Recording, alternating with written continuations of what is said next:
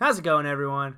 I thought I'd say Happy New Year, and as I'm recording this, it is February 3rd. I know, late. And I thought I'd start a new series called Unappreciated Greatness, making videos of things I thought were slightly underappreciated or that were popular but never got the true love it deserved. So I thought I would start with the Call of Duty World at War multiplayer, because I'm currently stuck inside my house with a leg injury and I'm feeling a bit nostalgic, and I've had this general idea for quite a while, and I thought I'd start it. Now I know what you're saying. Sam, this is Call of Duty. They were 5 games in and had a multiplayer since Call of Duty 2. And yes, you are right. I was able to play this game in its prime, and yes, the game was popular, but after Modern Warfare 2 came out, I feel like everyone forgot the multiplayer existed, and I don't blame them. Modern Warfare 2 changed gaming and changed people's lives, gave them jobs, and quite possibly the world, for all that we know. It changed everything. Modern Warfare 2 had issues, but it just took the internet and gaming world by storm. And the only thing World at War was seen to remember for was mostly the zombies. Personally, I feel like World at War is so overlooked, and I mean, the game came out when everyone was tired of Call of Duty being set in World War II, and with the overwhelming success of Call of Duty 4, I don't blame them. World at War had an amazing campaign and birthed a campaign favorite character in Treyarch games, Reznov. The campaign was also local and online co-op, which is pretty sweet, and once you beat the campaign, you unlock the secret game mode, Nazi Zombies, which in future titles will just be named Zombies for a multitude of reasons. Now, the Zombies game began to become a fan favorite very fast, and somehow grew to have some cohesiveness to a story, but I digress, and that could be a video for another time. We are here to talk about the multiplayer. Funny enough, World at War had a public multiplayer beta on Xbox 360 and PC, which wouldn't be seen again until Black Ops 3. Loading up the multiplayer, it looks oddly familiar, and that's because Treyarch pretty much copied and pasted the same multiplayer look from Call of Duty 4 into World at War, and I don't blame them. Call of Duty 4 had a great multiplayer and grew the game even more, and from a developer standpoint, it's a pretty good idea. To be honest with you, Call of Duty multiplayer was still in its infancy and wasn't terribly important to Activision and the developers just yet. So the layout, well, it's pretty simple. It's pretty cut and dry and pretty basic, which is something I think COD kind of needs to revisit. First things first. First thing you see is Find Match, and you got your simple core, hardcore, and I know on the screen it says Map Pack, but that didn't come until after the first DLC dropped, and I can neither confirm nor deny that there was another third option in the prime of this game before the Map Pack dropped. It has just been so long, but knowing the infancy of this game and the series as a whole, it probably wasn't there. So first things first, in the core menu you see Boot Camp, which was a really cool feature that was never added again. And I can see why they don't nowadays, but it was cool nonetheless. Now, Boot Camp is pretty much where if you are completely new to the game, you can play this game mode to help you get used to the game and get your skills up. Now, the level cap for this mode was level 8, and you could actually sneak your friend in to Boot Camp to kind of help you get your wins up, or if they wanted to go destroy everyone, they would join your lobby. And I would believe it was the lower level would search for the game, and the higher level would try to join in session, and you have to do it a couple times, but it would work. Next on the list, if you are newer to the Call of Duty scene, you see what is called Mercenary Team Deathmatch. Now, Mercenary Team Deathmatch is pretty much just a team deathmatch playlist for people who hate running up against parties, and it's pretty much only for solo players only. And you can either A, make some new friends, or you can just kind of play by yourself and not have to worry about going against a 6-man who are veterans at this game and completely destroying you. And TDM was probably the most popular back in the day, and it's probably the easiest for newer players to get into or solo players to get into, so I can see why that playlist was a thing. And it remained in Call of Duty for a very long time. I don't think it's still in the game nowadays, and it remained for a very long time, and it wouldn't make sense to throw it in nowadays. Now, while I was writing this, I had to sit here and think if free-for-all was still in the newer Call of Duties. The game mode is a staple, and I actually had to question it. So I had to load up my Vanguard and say, oh, yeah, it's still in there, and it's a pretty self-explanatory game mode. Cool. War, which is a game mode we didn't see return until Sledgehammer's World War II in 2017. But that was a slightly different twist on the game mode and had maps made specifically for that. In World at War, you had to play war on all of the multiplayer maps, and you capture flags around the map to gain momentum. If you capture all the flags, you win the game mode. And the more flags that you would capture, the more blitzkrieg your team would gain, and the faster you could capture the flag. The game mode also has an overtime mode, capturing the last one remaining flag, and whoever captures it wins. Pretty simple. It was a pretty good game mode to get a lot of kills in, and that's why a lot of people like to play it, because getting tons of kills wasn't a huge thing back in the day. It was more just kind of play for the win, play to have fun, or play for your KD. That was probably the biggest thing, was playing for your KD. With Headquarters, again, if you are new to the Call of Duty scene, you may know, or you may not know what Headquarters is. It was put in the 2019 Modern Warfare and pretty much plays the same, so there's really not much to kind of talk about on that one. The game mode is also good to get a lot of kills in, but they took it out after, I want to say, Black Ops 2. Now, some of you are looking at Sabotage. If you're newer to the series, you are probably wondering what the hell is Sabotage. Now, Sabotage was sadly left out in Black Ops 2, and I believe it was replaced with Demolition. Within my research, I was actually surprised at how long Sabotage actually lasted in the Call of Duty series, but was probably let go because of the more than likely unpopularity of the game mode and probably the staleness of it, but I digress. Now, Sabotage is pretty simple. 2 teams, 1 bomb in the middle of the map. Whichever team picks it up, they get tracked similar to how you get tracked and capture the flag when you have the flag, and they have to plant the bomb, and if the bomb explodes, that team wins. But if the other team defuses, they can take it to their bomb site and plant, and it can go back and forth and back and forth, and for every defuse, the time goes up. I believe it goes back up to about 9 or 10 minutes. I wish they would bring this game mode back. This game mode was fun. It could either be A, super quick, or B, super long. That's what made the game mode really fun. But they probably got rid of it because the game mode could go way too quick. Now, Team Tactical was pretty much just a playlist for small parties, so you could do 2v2s or 4v4s in that game mode. The maps weren't really made for 2v2s or 4v4s, especially if it was a tank map. I don't really know if you could play tank maps on that playlist because it's been 14 years and no one's played that playlist in 14 years. Let's be honest. Now, Veteran is pretty much just the game mode that was simply made for really good players to go up against other really good players. Kind of weird coming from the skill-based matchmaking kind of era nowadays, but I digress. I do believe, though, that you couldn't play the playlist until you either hit Commander or you hit First Prestige. And I believe it locked until you hit those levels again. I'm not sure. It's been so long, I do not remember. I'm 10th Prestige. I don't remember. Now, I'm not going to touch on Hardcore or the Map Pack playlist because those are pretty self-explanatory, and I'm going to go ahead and move on to the Creative Class. I'll probably keep saying this, but if you are newer to the series, like pretty much 2019's Modern Warfare and onward, or hell, even Black Ops 2 and onward, there are more newer people than you would think. Or if you've been playing the whole time but you don't remember how the leveling system has worked back then, let me refresh you. So basically, bare bones level 1, you start out with the basic guns, and until you hit level 4, you can't create a class.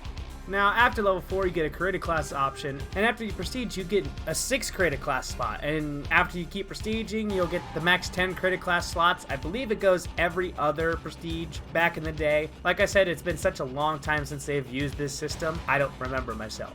Now, before I forget, let's talk about the prestiges in this game. So, the max level is 65, which I think is the first and only time it was ever in the 60s for a max level, and there were 10 prestiges. Now, the prestige emblems were honestly pretty cool in this game, and to be honest, the prestige emblems were always really cool up until about Ghost, where, man, those were kind of bland as hell and very uncreative. But then it was redeemed in Advanced Warfare and Black Ops 3, back to awful in IW, then redeemed until Black Ops 4, then the whole prestige system was ruined in 2019's Modern Warfare, which is a whole topic on its own, but I digress and I need to focus. So back to Creative Class. So again, super strict and super basic compared to nowadays. Primary, secondary, primary grenade, special grenade, 3 perks, and a vehicle perk. Oh, a vehicle perk. What does that mean? I'll get to that in a second. Now, the perk 1 slot has some interesting perks in it, and if you wanted 3 special grenades, you could just have it with the perk. You couldn't use it with smokes, which honestly I think was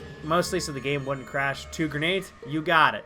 Satchels, bazookas, flamethrowers, all here in the perk 1 slot. Yes, the perk 1 slot. The best perks you probably wanted to use, depending on the game mode, were Bouncing Betties, Bandolier, and Primary Grenades too. Now, those perks haven't been in the series for a long time, but Stopping Power and Juggernaut in the perk 2 slot were some of the best and worst perks to ever touch Call of Duty. Those 2 perks were pretty much counters to themselves, and if you weren't using them, What the hell are you doing? Stopping power increased your bullet damage and just threw weapon balancing out the window. Juggernaut is pretty much similar to its zombie counterpart, Juggernog. It increases the damage you can take, and well, if you use it, you. Camouflage is the original cold-blooded. Shades are such a useless perk, but it protects you from signal flares, which are a special grenade. Double tap is pretty much the equivalent to rapid fire, and yes, overkill. We don't need to talk about overkill that much because it's been a staple in the Call of Duty series for a very, very long time. Blackjack is pretty much the same. Gas mask is pretty much the old school attack mask. And that's really it for perk 2. Perk 3 has some other important perks in it, like Deep Impact, which is the old school equivalent to FMJ. Extreme Conditioning is pretty much the same, as well as Steady Aim. Toss Back is nice for those fuckers who use Martyrdom, and it will reset the grenade timer so you don't insta-die. Second Chance. Jesus, I am very glad this perk does not exist anymore. It deserves to be in the fiery pits of hell with the other two that I mentioned earlier. Second Chance, like its name, gives you a second chance to get a kill, and it's just insanely frustrating to play against. The guy you would shoot down, you would either stop shooting because you thought he was dead and you thought you got the kill, and then he would just straight up gun you down, and it was super frustrating.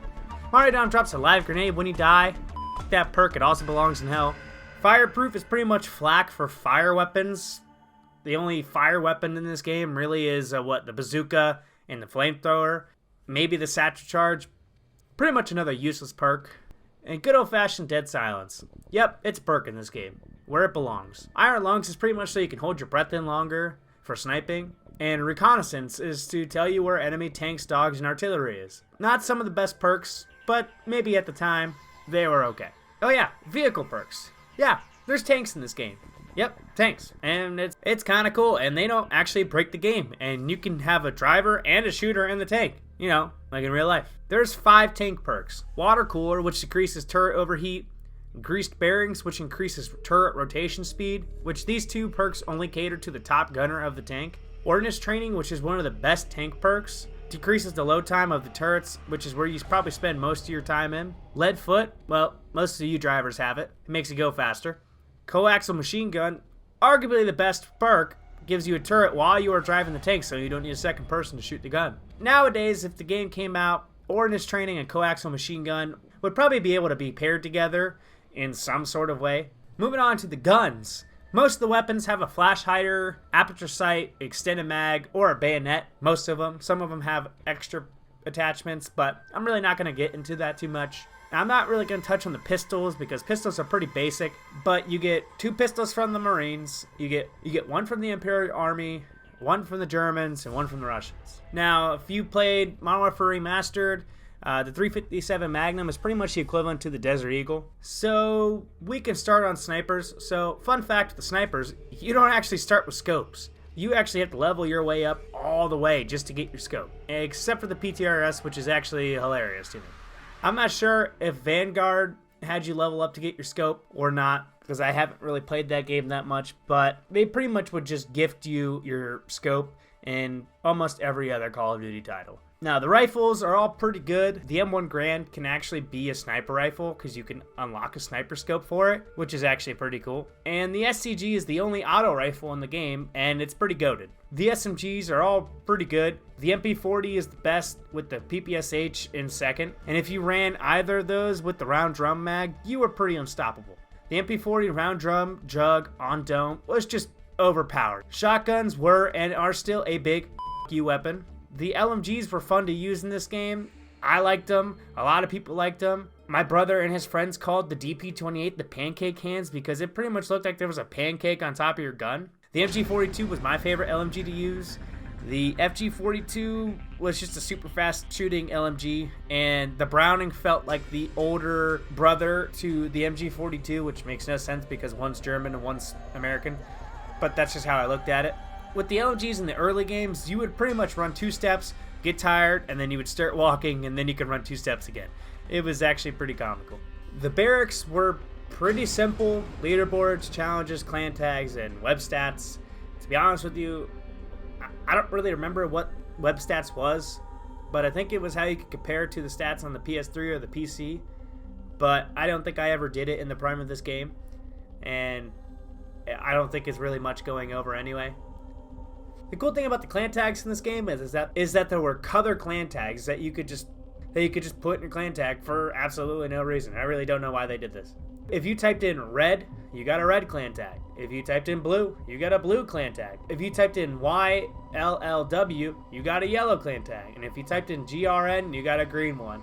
And if you typed in CYAN, you got cyan, which is like a teal / light blue. I don't really know what kind of type of color it is, but that's the color name. Now, if I'm not mistaken, cyan was the color that was gifted in the Hardened edition of the game, but you could just type it in anyway. I don't really know.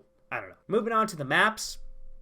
The game launched with 13 base maps, which is almost unheard of nowadays. Oh, and let's add a free day version of the night map, Macon. These maps are so much fun. It just felt like there was so much more thought and care put into these maps.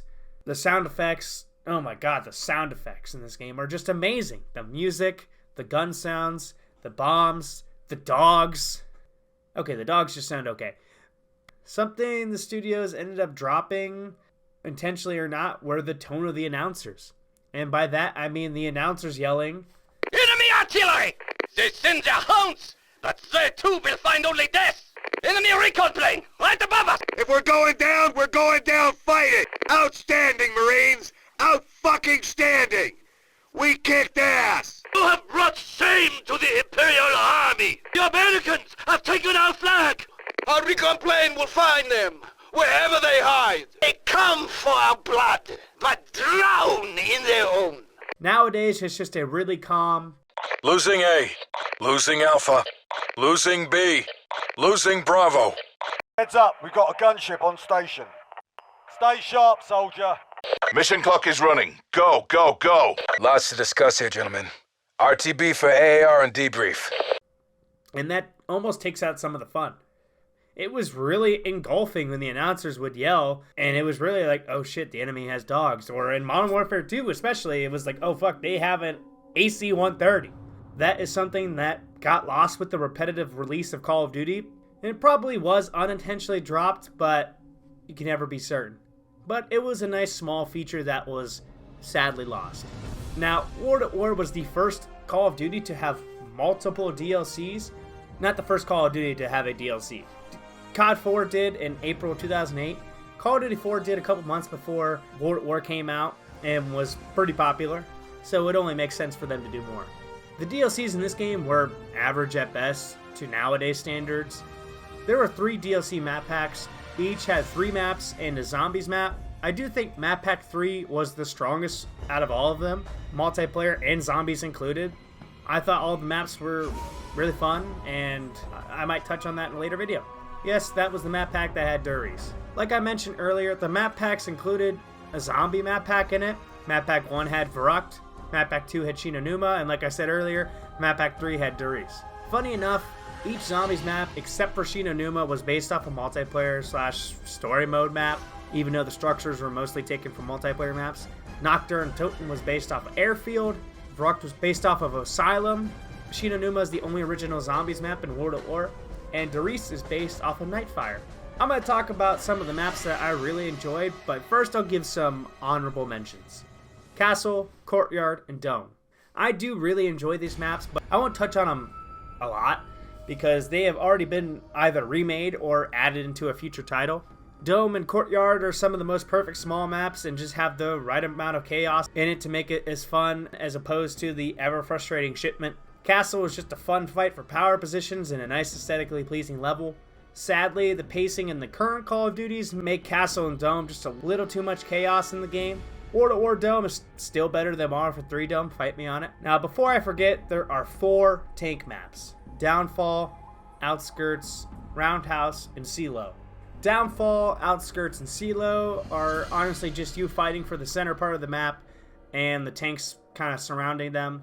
And that's pretty much it. Those 3 maps are way too big. They aren't amazing by any standards. You see a lot of snipers, and honestly, probably the most forgettable parts of this game, except for Silo for me, that was actually a pretty fun map. But it just felt like on those 3 maps, there was lots of parts of the map that probably went to waste. Roundhouse is honestly such a small map for a tank map, but it works because there's just a kind of a big circle in the middle of the map, and the tanks can kind of just go around it. I don't know what it is with that map, but it kind of just works. Hell, I actually think it even got a remaster in a future Call of Duty title. Don't quote me on that. The best part of those maps is that the tanks don't feel insanely overpowered, which I think is in part to how big the maps are, and you can still run around the map and still have a good time. Cliffside, Macon, and Upheaval. I think these are some of the best and most underrated maps that no one talks about anymore. Cliffside is a really fun map. It's a 3-lane map, fun for snipers, fun for subs, and fun for rifles. Like I said, it's a 3-lane map. I divide the map into 3 sections. If you spawn in on the Imperial Army side, the left side is the best for the CQB submachine gun style section, where you get into your close quarter gunfights. The middle is the best for snipers and rifles, playing for those power positions. And the right side is pretty much the best spot for flanking, with your sub or your rifle, but mostly your sub, trying to fight for that middle hut section or that middle power position in the sniper tower. Trying to fight for that middle hut section. Now, Call of Duty infamously has some really tough to play nighttime or dark style maps during this time, but Macon worked really well. And if you didn't like the night map, you could play the map during the day. The map follows a similar philosophy of Cliffside. If you spawn in on the Marine side, you got lanes to snipe on each side, you got the center is the best sub spot, and the right side really is only for flanks. And hell, it's even got 2 power positions, the tower and the center of the map. And finally, Upheaval. Oh boy, slow clap for this map. This map, aesthetically, is probably some of the brightest in the whole game with the colors and the lighting. Another 3-lane-like map, 2 power positions with 2 kind of smaller power positions that are used but not used as much as the other 2. Best for SMGs, fun for snipers, and it's probably one of the most balanced maps in the whole game. Now, I spent this whole time hyping up the game. Let's talk about some of the bad things. The game came out in 2008. During the infancy of Call of Duty multiplayer, right before Call of Duty changed the world with Modern Warfare 2, the beginning of Call of Duty had so many issues. Now, like I said, this is before Call of Duty blew up, and there was not a lot of developer care post-release. That's why some glitches still exist to this day. Campaign glitches, zombies glitches, etc., etc. That's why you could hack the game so easily. Pretty much once the game got released, it was pretty much just free-for-all, no pun intended. Some of the issues included were gun balancing issues, stopping power, Juggernaut, Second Chance, bouncing Bettys, flamethrower, bringing back World War II after years of staleness even though it was executed beautifully, and a handful more. Like I always say, good games always come with flaws, but that's what makes it memorable. The good, the bad, and the ugly. And that's it. This video was really fun to make, and I hope you all enjoyed it. I might touch on the Call of Duty Zombies in a future video, but as of right now, I'm working on a couple videos.